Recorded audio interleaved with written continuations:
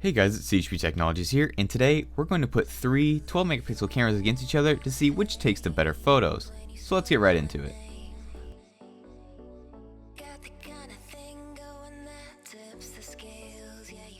So let's meet our contenders and learn their specs. First we have the iPhone SE. The SE has a 12 megapixel camera with an f2.2 aperture, face detection autofocus, and 4K video recording at 30 frames per second.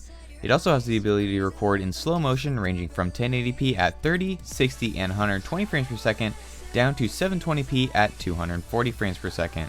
Now this is the same camera that can be found in the iPhone 6s, so you could apply this comparison to the 6s as well. The next contestant we have is the Galaxy S7, which is said to have the best smartphone camera on the market right now. Again, we have a 12 megapixel camera, an f1.7 aperture, face detection autofocus, optical image stabilization or OIS, 4K video recording at 30 frames per second, and slow-mo video at 1080p at 60 frames per second, as well as 720p at 240 frames per second. Our third and final contestant is the Nexus 5X. The 5X2 has a 12 megapixel camera with an aperture of f2.0, laser autofocus as opposed to the other device's traditional face detection autofocus. It can shoot 4K video at 30 frames per second, 1080p at 30 frames per second, and 720p at 140 frames per second. So now that we know everyone and know what they're packing, let's take a look at the software before we take a look at the samples. Starting with the simplest of the bunch, we have the Google camera on the Nexus 5X. You have photo on the left and video on the right. In the upper right corners where you'll find the toggle for your timer, HDR+, and the flash. On the left you have the menu button which reveals photosphere, panorama, lens blur, and slow motion modes as well as your settings. Here you'll find your resolution settings, the option to geotag your images, toggle the grid, and help and feedback. Now one thing that really irritates me is that you cannot enable manual exposure like you can on the Google camera for other devices. You'd think that you could do this in the stock camera of a Nexus device, but regardless, the interface is simple and straight to the point. Down at the bottom is where you'll find the shutter button, camera toggle to switch between rear and front facing cameras, and your photo preview. Next we have the iPhone, and just about everyone knows how to work the iPhone's camera, but if you don't, here's what you're looking at. You open into photo mode, then off to the right you have square and panorama mode. Then off to the left you have video, slow motion, and time lapse. Up top you have the camera toggle to switch between the front and back facing cameras, the timer, live photo, HDR, and flash toggles. The bottom is home to the shutter button, your various filters, and the preview of your last photo. And unlike the Google camera on the 5X, you can change the exposure of the photo just by sliding the little sun up and down, which is very nice in my opinion. Last but not least, we have the most complex of the bunch, the Galaxy S7. Up top you have a small arrow that will hide all the extra controls for a cleaner look. Then you have your filters, HDR, timer, and flash toggle. Then you have your aspect ratio and the settings cog.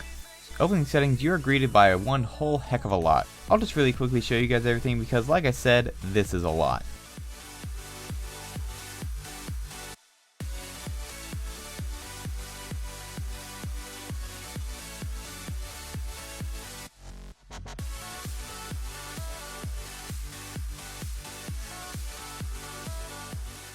Something that's pretty unique with the S7 is that when you flip to the front facing camera, you get a few different options like being able to use the heart rate monitor to take a photo. But where the S7 really outshines the others is the amount of modes you have. There are a lot of pre-installed, but not nearly as bad as last year. You have auto mode, pro mode, selective focus, panorama, video collage, live broadcast, slow motion, video shot, food, and hyperlapse. I downloaded two additional modes which are the dual camera mode and the animated GIF mode. If you flip to the front facing camera you do get more modes, but only two are different, which are the selfie mode and the wide selfie. You can also see that the animated GIF mode made its way to the front facing camera as well. If you want to learn more about the camera and all of its modes and features, then check out Jonathan from OT for Tech's video where he goes really in depth on the camera of the Galaxy S7 and S7 Edge. I will leave that video linked in the card as well as in the video description below.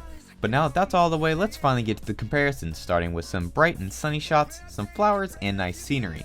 So starting with this foot traffic only sign, right off the bat you can see that the Nexus has the most neutral image compared to the SE and S7. The SE has a considerably warmer image while the S7 has a much cooler image. Now in terms of color accuracy, I'd say that crown actually goes to the 5X, whereas with the S7, the photo is really saturated and the colors are very vibrant in typical Samsung fashion. The iPhone is very close to the 5X, but it's just a tad bit warmer like I mentioned earlier. Now if we zoom into the background, you can see that the SE is able to retain a lot of the detail, whereas the S7 and 5X seem to get really muddy, which is something I didn't really expect. Now take this shot here of the gazebo out on the water. Again, the 5X seems to have a more neutral tone, but the Galaxy actually seems to get very close, if not identical, to the 5X's color reproduction, while the SE still has a fairly warm tone to its image. The S7 still seems to have a more saturated image, but it does cause the image to look a lot brighter and more colorful, which is something I really like. Cropping in on the image, you can see that all the photos get pretty equally muddy. The third and final outdoor shot I want to take a look at is the shot of my girlfriend's iPhone laying in the grass. Looking at all these images, the S7 has the brightest and most neutral image in terms of the white balance, whereas the SE and 5X both have a much warmer tone to them. When it comes to the shadows, the S7 seems to darken them a lot and you lose a lot of detail compared to the 5X and SE, which both seem to be a bit brighter and manage to keep the details in the shadows a lot better. Moving over to low light, here's a picture of my camera's LCD screen. You can see again that the S7 really darkens the shadows and the blacks, whereas the SE and 5X make sure you can actually see the full image. However, because of that brightness boost, the iPhone and Nexus both have a small but noticeable amount of digital noise compared to the S7. The Galaxy also does a pretty good job at reining in the highlights of the monitor and the Razer logo on the keyboard. Here's another photo of my camera, and once again the S7 makes it look really dark, whereas the SE and the 5X bring up the shadows.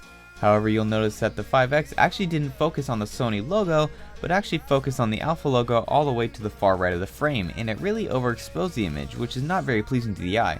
Overall, the SE managed to keep the entire picture pretty evenly balanced so you can make out all the colors and details even in the background.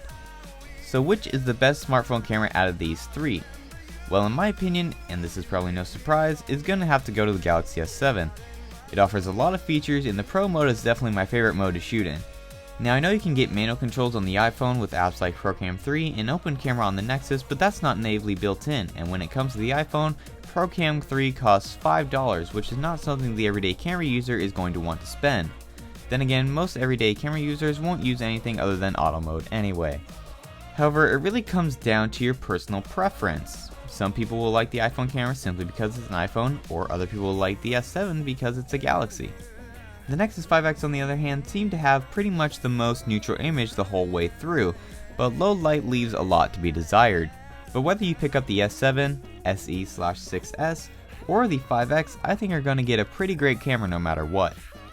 So thank you all for watching, I hope you enjoyed. If you did, then feel free to hit that like button as it does help out the channel a lot, and subscribe for more content like this coming in the future.